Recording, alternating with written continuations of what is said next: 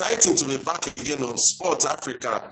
Apologies for not being able to, come around with something last week. We had some very serious challenges here. But of course, that has been surmounted. Now, here we are. My name remains actually Lafemi. James Agberibi joins me. Of course, the whole world is now in the mood for the 2024 Paris Olympic Games, and continents have begun arriving in France for this epic global sporting event. How are you? How was your weekend? Of course, the beginning of another working week. James, welcome to the show. Yeah, thank you very much, Remy. I'm happy to be back on the show again. All right, okay.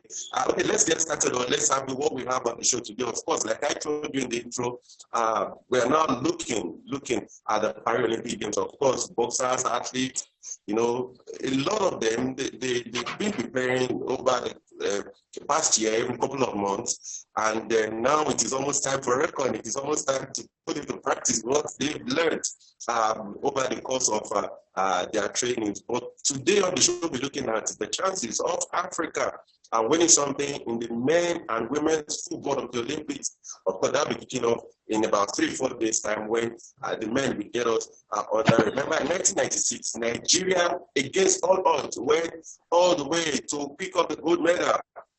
I'm talking about the dream team. And then 4 years later, we have Cameroon doing the same thing. So who is going to do that this time?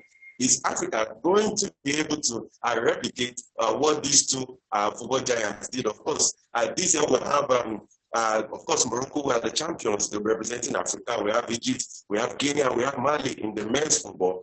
And the women's football, of course, we have Nigeria, the Super Falcons, and the Copper Queens of Zambia. They'll be representing, of course, the women. So we'll be looking at the chances today on the show. Okay, James, let's get started. Let's look at Group A for the men's footballing event. And it starts on Wednesday, and of course, Morocco will be taking on Argentina. Later on, you and I will be saying something about Argentina. But let's look at it. In Group A, we have Guinea, we have New Zealand, we have France, we have the United States. No, you know that this is primarily comprised of under 23 teams. But in the last under 23 AFCON that Morocco hosted and won, we saw these 4 countries that will be representing Africa, what they would likely be able to do in Paris. But do you think that any of them will be able to do so? Maybe I should reel out the other 3 groups so that in Group B, we have Morocco, Argentina, we have Iraq, and Ukraine. Then in Group C, we have Egypt, we have Dominican Republic, we have Uzbekistan, and Spain. I'm sure all eyes will be on Spain. Then Group D, of course, we have Mali, we have Israel, we have Paraguay, and we have Japan. James, is there any hope for Africa when it comes to, doing something in the men's footballing event at the Paralympic Games? Looking at the African representatives, I think the last time the African team won a medal at the Olympic was 2016 in Rio. That's the Nigerian under 23 team. So in the last one, nothing much, So let's just keep our fingers crossed. There's a good representation: Egypt, Morocco, and Senegal, right? Egypt, Morocco, Mali, and Guinea. And Guinea, So let's just keep our fingers crossed. Who knows? Maybe one of these teams will go far, and do well for Africa, because the Olympic football event is one tournament that Nigeria, Cameroon, they won gold. Nigeria did it first. So Ghana won the first ever medal in football for Africa. That was the Barcelona 92. They won the bronze. The Nigerian team, the dream team, went on to win gold. Cameroon replicated that. They have gone on to win silver and bronze. So Africa has history when it comes to Olympic football. So I'm not ruling out these guys. I believe with the pedigree of Africa in Olympic football, nobody will want to write them off. And it's a good representation, and I believe if they put their acts together, they should be able to, at least one of these teams should be able to go, at least get a medal, a podium finish. I know it's not going to be easy, because you have the former champions there: Argentina, 2-time champion, Athens 2004, and Beijing 2008, Spain 1999, Barcelona. The team had the likes of Enrique, Guardiola, and other young. They were young then, so they went on to have their good careers. So I'm keeping my fingers crossed, but at the same time, I'm confident that if this African representative can put, I mean, kind of look at what Nigeria, the last of Nigeria and Cameroon did in the past. I believe they have what it takes to go far. It's going to be very difficult to win the gold medal, but nothing says they cannot. Even though it's the bronze, I mean, I believe they can do it. It's just for them to be confident and have belief in themselves. Okay, James, this leaves me curious. We've so much vilified the developmental football in West Africa. Of course, you and I have been critical about how we failed to be intentional. But again, if you look at like the Olympics now, you find out that the best of results for Africa when it comes to football has come from this part of the continent, West Africa. Now, 80 West Africa or Lower West Africa, they have two representatives once again, which is Mali and Guinea.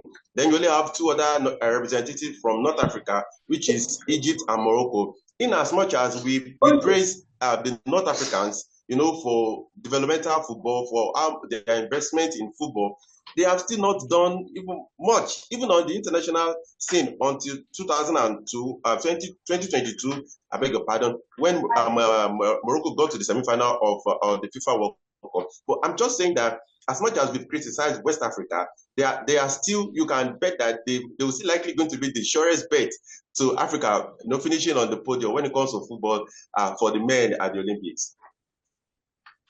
I want to agree with you. But one thing is, we also have talented players from other regions.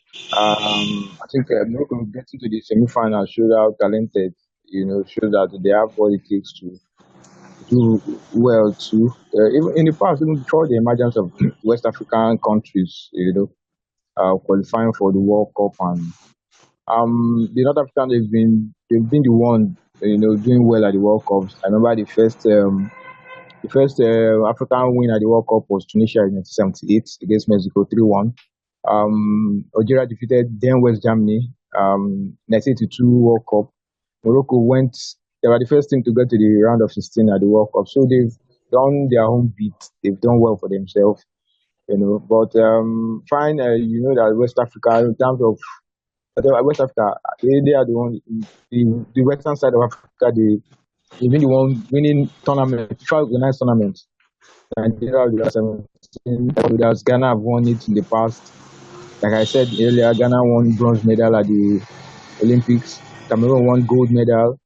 Cameroon is Central Africa, but West Africa have really dominated in terms of regions that have gone on to win major trophies. Nigeria won the under 17, Ghana won under 20. So, and if you want to crown it all, George Weah from West Africa, Liberia, the only African to win the Ballon d'Or and the FIFA World Best. So, but not taking anything away from other players from other regions. Basically, they've contributed to the success of African teams in major tournaments. So that's just it. All right. Okay, so James is playing the devil's advocate this morning. Okay, James, let's go to I call it the big part, because the female football is going to be for the senior team, while the male is for the under 23 team predominantly. Let's look at the female. We have Nigeria and we have Zambia. We've seen the progression of the Copa Queens, and I'm so excited that they are going to represent Africa in this competition. Particularly how they were able to beat Morocco to that to the ticket. When Morocco snatched the FIFA World Cup winning coach from Spain, to come and handle the Atlas Lionesses, we thought that it was going to be difficult for Zambia, but we saw how they did it in dramatic fashion. Now, how much expectation do you have for the Copa Queens, James? Knowing that they're in Group B and quickly they'll be playing the US, Germany, and Australia. Do you have any hope in the Copa Queens to, we know this is more a relatively new water for them, but do you have any hope in them to at least even make it out of this group? Well, that's a very tough group.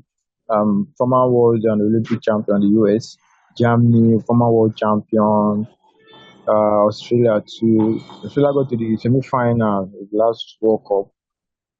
This is a very tough one for the Zambians. So this is their third major appearance at the major tournament. They were at Tokyo 2020. I think they defeated one of the big guns. They went to the last World Cup, so it shows a progression for them. I'm not qualifying. I wrote them off when they faced Morocco, especially when they lost the first leg at home. But they showed resilience and determination, went away and got the tickets. It goes to show that that team is the first emerging powerhouse in African women's football. So having said that, for me, honestly speaking, that's a very tough group. I don't see how they're going to get out from that group. It's going to be very tough, very very tough. I must tell you. Though I'm not really now surprises. We've seen how teams that are not really rated are still able to do something. Look at the Super Falcons at the last World Cup, grouped with Canada, who are reigning Olympic champions. Australia, the hosts, then the debutant Republic of Ireland, and they still manage. Falcons still manage to qualify from the group. So also Zambia cannot do the same, but it's comparing their own situation to the Falcons. I think they are in more precarious situation. It's it's going to be very tough for me. I won't lie to you. So let's just hope they're able to do something. But honestly speaking, like I said, Femi, I don't see them getting out of the group. Oh, okay. James, maybe I will tell you that I share maybe a contrary opinion. But how much do you think Barbara Banda and Rachel Kundananji are going to be for this team, knowing that they are more like the leaders in this team? And we saw how crucial they were during the last qualifiers against the Atlas Lionesses before they got the ticket. How crucial do you think these two? Remember, Kundananji, almost like the most expensive female footballer right here on planet Earth. So how crucial do you think these two players are going to be for Triple Play? For the Copper Queens, I beg your pardon. Yeah. They're going to be very crucial, but you can't just rely on two players. They'll guarantee you goals, but the thing is, the other cast, are they going to bring their A game? At the last Olympics, Barbara scored 2 hat-tricks in the tournament, if I'm not mistaken. So they will guarantee you goals. Zambia will score goals, but I think these two players are very well known all over the world. So just rest assured that the opponents know them well. So they will do everything possible to contend there. I know what that once they are taken out of the game. I mean, these teams, the likes of the US and Germany, they have the technical know-how they know how to go about business. They know that these two players, they're going to be the main threats, and they will find a way to contain them. I know once they contain them, because they know that Zambia's every tactics or whatever we channel to these two players. I know once they take them out, so like I said, I think we score goals, but will they be able to keep out the likes of Germany, Australia, and USA from scoring? That's another big issue that they have to deal with. Before I come to the Falcons, maybe I would say I disagree with you, because if you look at Falcons' group, which is Group C, they have the reigning champions Spain, they have former champions Brazil, and Japan do not need any introduction when it comes to female football. Do you still maintain that the Zambia group, which is Group B, is much more difficult than the group that the Super Falcons find themselves? And as you answer that, also, what chances do you think the Super Falcons have of making out of this group? Some have said that if they're able to beat Brazil on the 25th, of course, the Copper Queens also will be taking on, I think, the United States on that same day. Now, some have said that if the Super Falcons can get something against Brazil, or even a victory, because Brazil, they no longer hold that trait. That is what many people are saying. Do you share the opinion that if they are able to get a 3-point against Brazil, they might possibly even make it out of this group? Do you share that sentiment as well? Yeah, for me, I still stand on the fact that Zambia is in a more difficult group. Spain they'll be making their debut.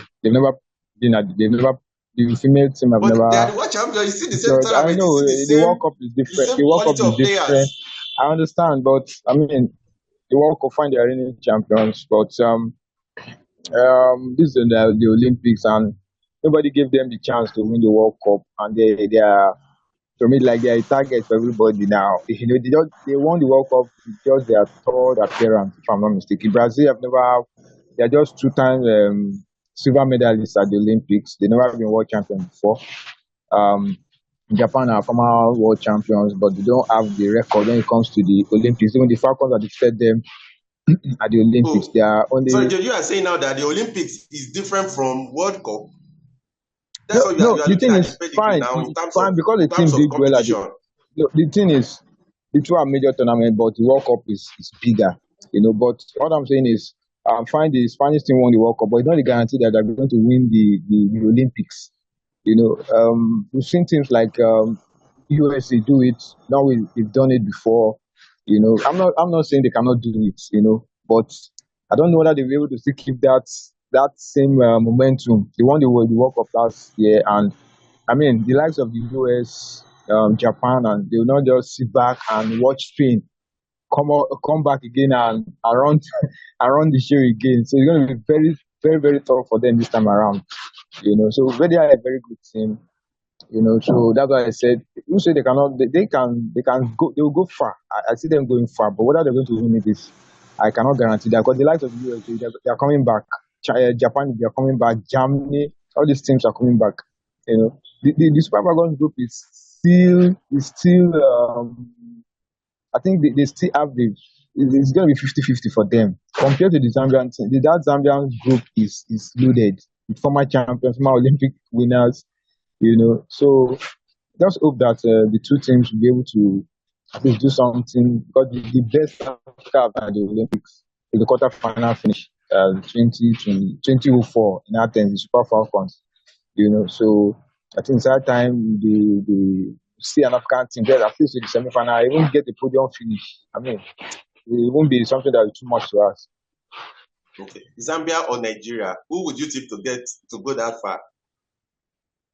I think I will still, without being sentimental, I think I'll still stick with the Super Falcons, because there's one thing I've observed about the Super Falcons. A lot of people might want to criticize the fact that don't want to compare them with the Super Falcons of old. But one thing I've come to realize about this new set of Super Falcons players, the team, is that they are a very difficult side to beat now.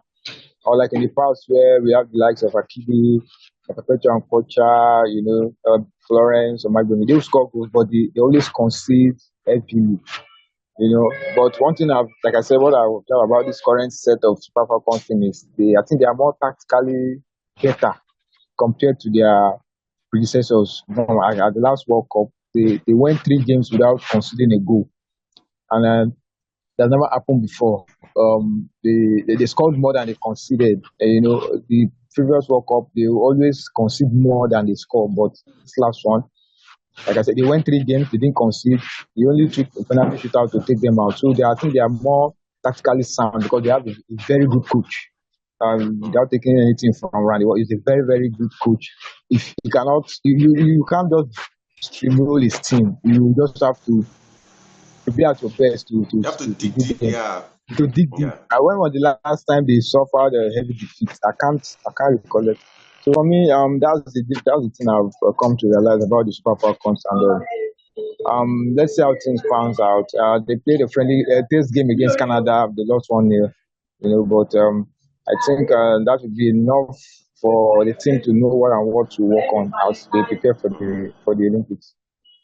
Okay, James, finally, these are the front page of this publication on the screen right now for fans across the world.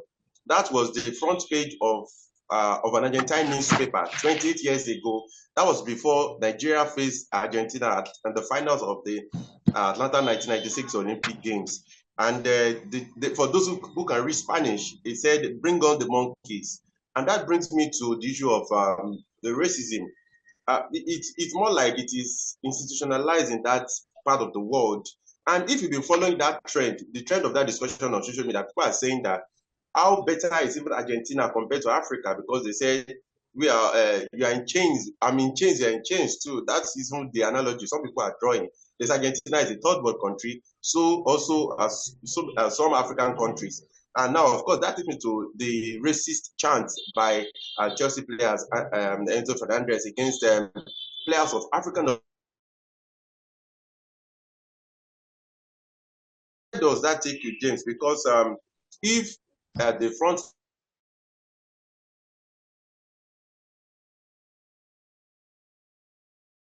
because it seems it's been silent now, because some people have said that if the table had turned around, if it were blacks, racially, casting racial slurs against white individuals, it will have been the kind of measure that FIFA will have taken will have been different now. But since the blacks they've been on the receiving end of all this, it seems common. Even FIFA, they are even saying FIFA might not even do anything about it because they only want to say something about this if they feel that the reaction of Commodore to this is not satisfactory. Well, I think it was the wrong call from him. I think there's no verdict yet. Chelsea they say they're going to investigate and come up with something. And I think I don't know players. That these are sensitive issues, and still went ahead to record it and post it on social media. I know how these things go viral. So for me, it doesn't speak well. So it's like it's something that's ingrained in them. So they will find a way to bring Sorry, it out. James. Sorry, James. Sorry to cut in. Even some people have called that Messi because Messi has not condemned that racist thing, despite the global condemnation that it has received. Messi has not said anything. So some players have actually called Lionel Messi for failing to even maybe publicly scold Enzo Fernandez for going, and he has black players who plays with him in Inter Miami. Well, we can't just conclude. Remember, sport minister was sacked in Argentina for trying to ask Messi to apologize. We don't know what's going on behind the scenes.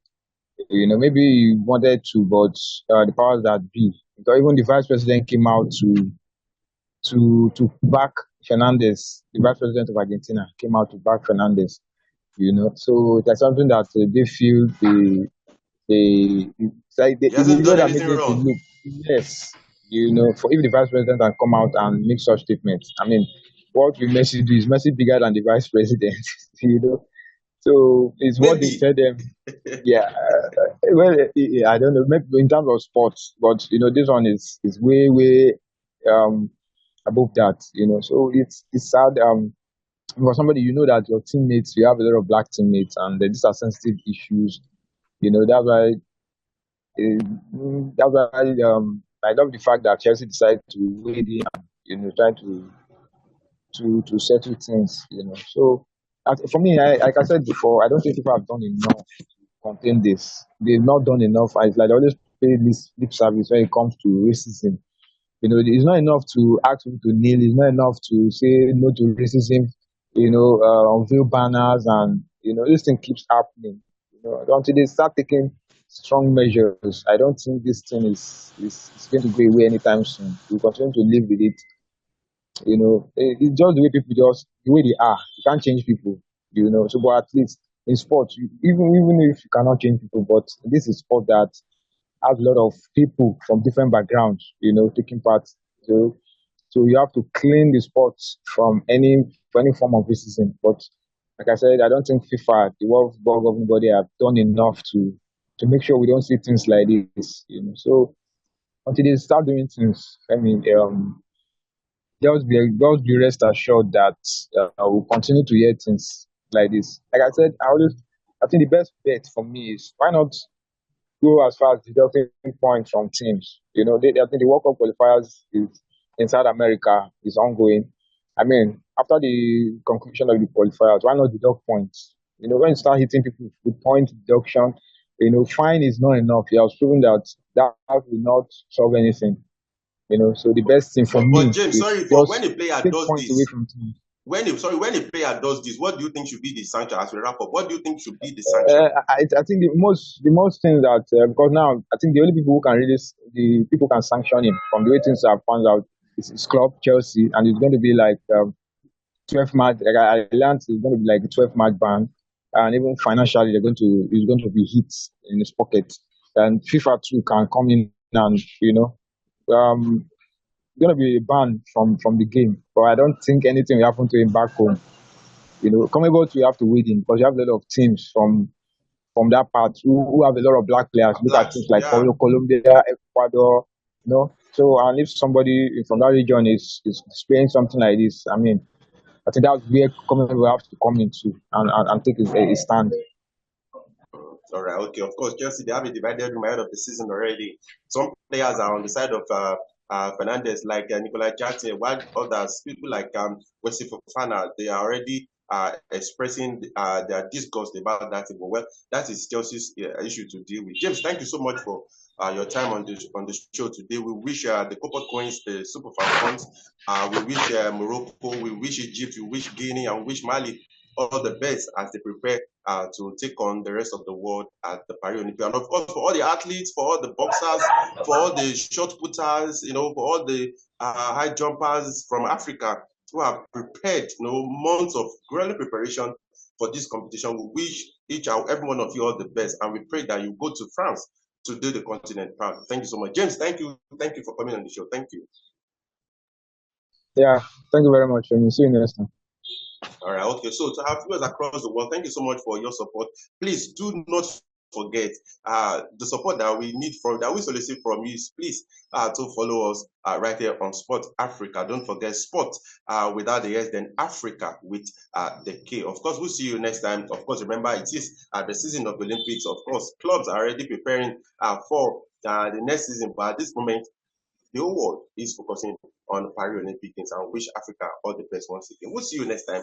I remain Ashalolu Afemi. Have a blessed week ahead.